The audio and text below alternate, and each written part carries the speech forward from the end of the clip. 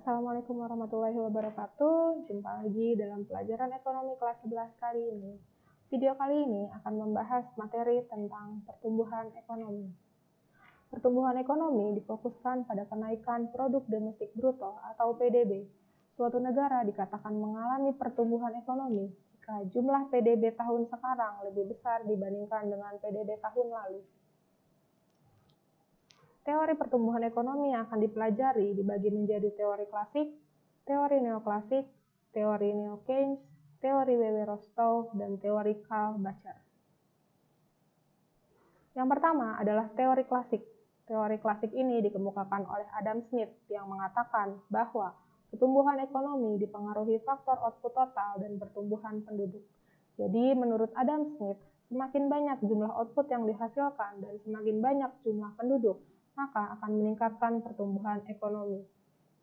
Sedangkan David Ricardo mengemukakan bahwa peningkatan produktivitas tenaga kerja memerlukan kemajuan teknologi serta akumulasi modal yang cukup. Semakin banyak tenaga kerja, maka modal yang digunakan akan semakin banyak. Yang kedua adalah teori neoklasik. Teori neoklasik ini dikemukakan oleh Joseph Schumpeter. Schumpeter mengatakan bahwa pertumbuhan ekonomi merupakan proses inovasi yang dilakukan inovator dan wirausahawan. Adanya inovasi akan menghasilkan teknologi baru yang mampu meningkatkan hasil produksi.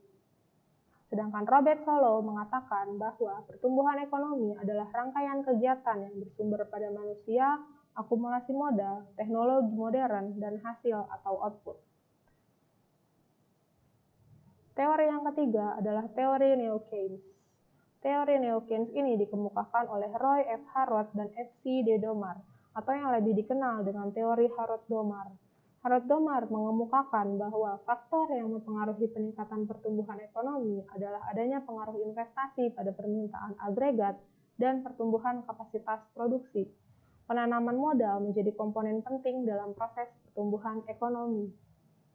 Dengan adanya modal, produksi barang dapat dilakukan dalam jumlah yang besar untuk memenuhi permintaan agregatnya.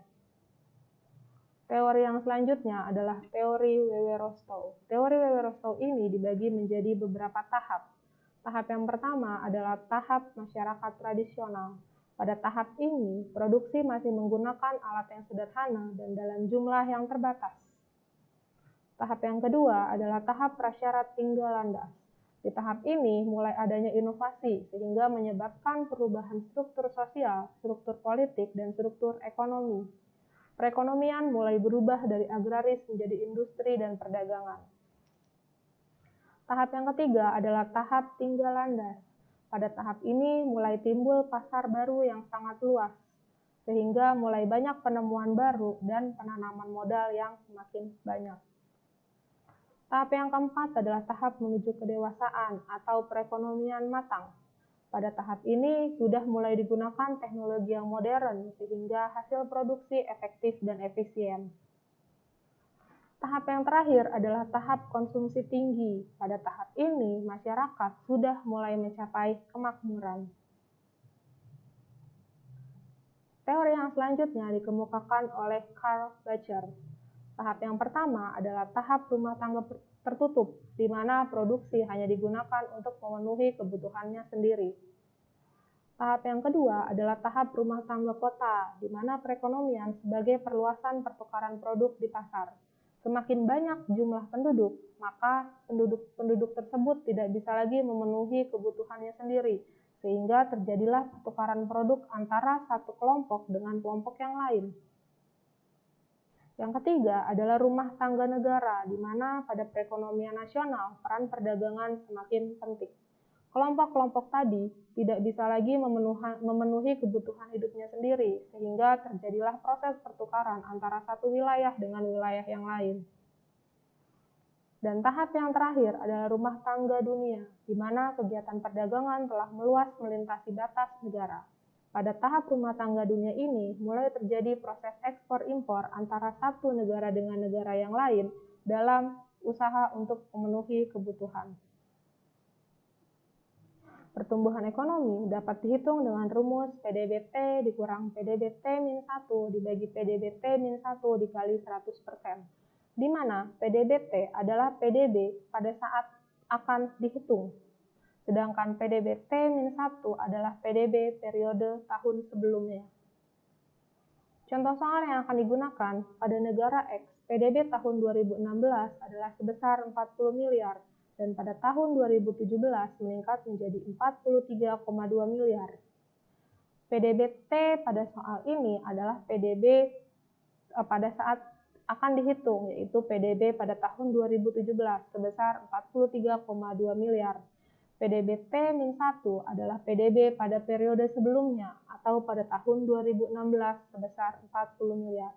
Sehingga perhitungannya menjadi PDB 2017 dikurang PDB 2016 dibagi PDB 2016 dikali 100%, atau 43,2 miliar dikurang 40 miliar dibagi 40 miliar dikali 100%, sehingga didapat hasil 8,0%.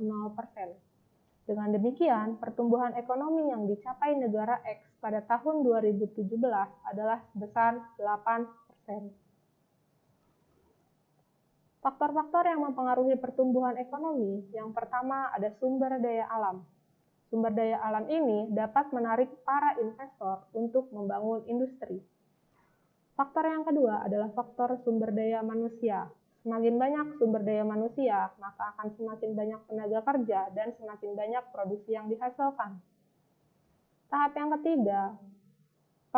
yang ketiga adalah faktor modal. Modal dapat digunakan untuk membangun sarana dan prasarana industri dalam suatu negara. Dan faktor yang keempat adalah teknologi. Teknologi ini akan mempermudah dalam pengolahan sumber daya alam, sehingga hasil yang dicapai bisa maksimal. Demikian materi tentang pertumbuhan ekonomi kali ini. Sampai jumpa di materi selanjutnya dan jangan lupa untuk subscribe channel YouTube ini. Terima kasih. Wassalamualaikum warahmatullahi wabarakatuh.